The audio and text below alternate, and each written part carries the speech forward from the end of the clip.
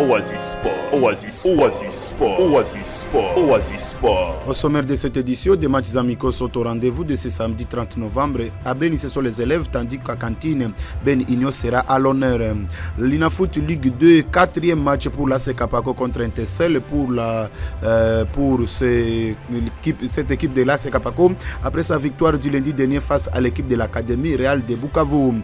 Mazembe désormais autorisé à enregistrer de nouveaux joueurs nationaux, mais doit attendre encore le mois de janvier pour les internationaux et en Europe. Lui, Henrique, toujours confiant pour la qualification du Paris Saint-Germain pour la prochaine phase de la Ligue des Champions.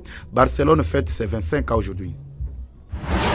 Attention avec ce ballon au point du penalty en pressionnant sur but du festival. Fente suivi d'un crochet magistral. Mbappé qui accélère. Il se cherche la fenêtre du tir peut-être. Mais c'est là ça comptait sur ces jaillissements de la défense adverse. Attention avec ses tacles, il est autoritaire. Une la faute en pleine surface de vérité. Il y aura bel et bien penalty. Penalty. L'arbitre qui va indiquer le point de penalty. Et attention avec la couleur du carton, c'est le rouge. Il va prendre ce petit bistol. Oasis Sport, Oasis, Oasis Sport, Oasis Sport, Oasis Sport, Oasis Sport. Maki Barak Patrick, je suis à sa présentation. Commençons par le football en ville de Beni. Un match amical opposera deux écoles de pairs assomptionnistes, à savoir les élèves du lycée Mwandou EC des complexes scolaires Mousseke. Ça sera ce samedi. Cette confrontation purement amicale entre deux plus grandes écoles assomptionnistes de la ville de Beni aura lieu au stade du 15 octobre de Beni à partir de 14h. Notons que c'est la première sortie interscolaire des élèves du prestigieux complexe scolaire Mousseke, une école fonctionnant en ville de Beni depuis quelques 5 années déjà. Du côté des cantines en amical, l'AS Ben Igno sera reçu par la formation locale de l'AS Kisano. Ça sera ce samedi pour le match amical, et les dimanches, cette même formation de Ben Igno sera face à l'équipe de FC Dynamique, toujours au stade Kaindo d'Aloya. C'est dans le cadre amical, nous l'avons dit. Et en l'Inafoot Ligue 2, vous le savez déjà, l'AS Kapako sera à son quatrième match ce samedi, et ça sera cette fois-ci face au Football Club Intessel, l'équipe de la ville de Butembo.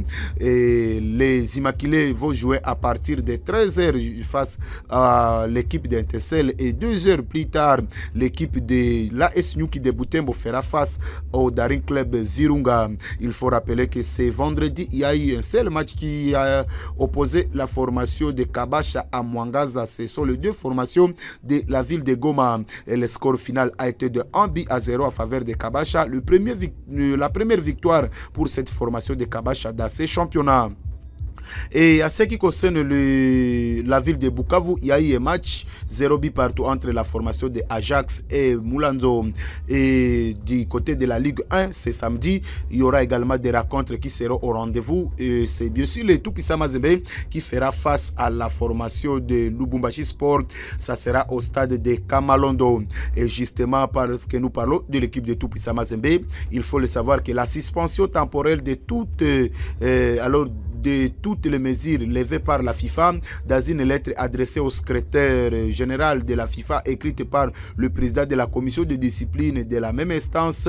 Le juriste de l'instance internationale explique au secrétariat qu'à la lumière de l'arrêt rendu par la Cour de justice de l'Union européenne CJUE dans l'affaire C-650/22 concernant l'affaire Diarra, ainsi que l'arrêt des dialogues mondial initié par la FIFA pour mener une consultation sur les modifications possibles du règlement de la FIFA sur le statut de transfert des joueurs RSTP en sigle. Georges Ivan Palacio a pris en qualité la décision qui nous est présentée ici par le secrétaire de la formation de Tout-Puissant Mazembe, Frédéric Kitenge, qui revient dans cet élément.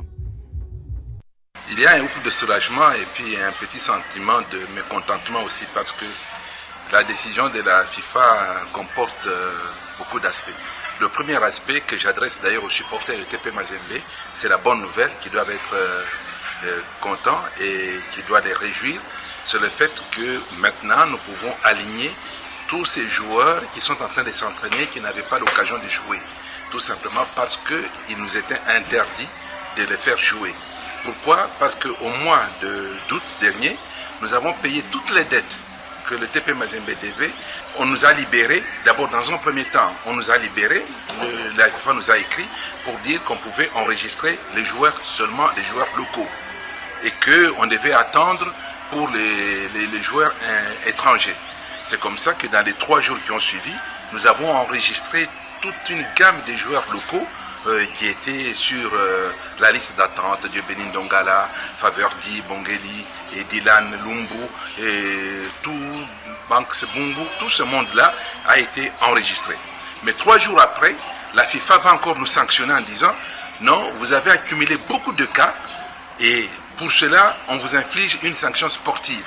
Alors, sportive, entre guillemets, nous sommes en sport, on dirait que c'est une sanction même politique en sport. Pour avoir accumulé des cas, on vous dit, on vous sanctionne pour 2 fenêtres. Et pendant 2 fenêtres, vous ne pouvez pas enregistrer. C'était là le manager du tout-puissant Mazembe qui parlait de ces cas de ces joueurs qui sont déjà enregistrés, les joueurs locaux, soit les joueurs congolais d'origine qui doivent déjà enfiler dans la formation du tout-puissant Mazembe. Et Chito en Europe, malgré les résultats décevants du Paris Saint-Germain en Ligue des Champions, Luis Enrique reste très optimiste pour la qualification. L'entraîneur parisien l'assure, il apprécie les prestations de son équipe. Luis Enrique ne doute pas de la qualification du Paris Saint-Germain en Ligue des Champions. 4 points, c'est la cotation pour l'équipe de Paris Saint-Germain qui a déjà perdu autant de rencontres, même s'il reste encore 3 journées.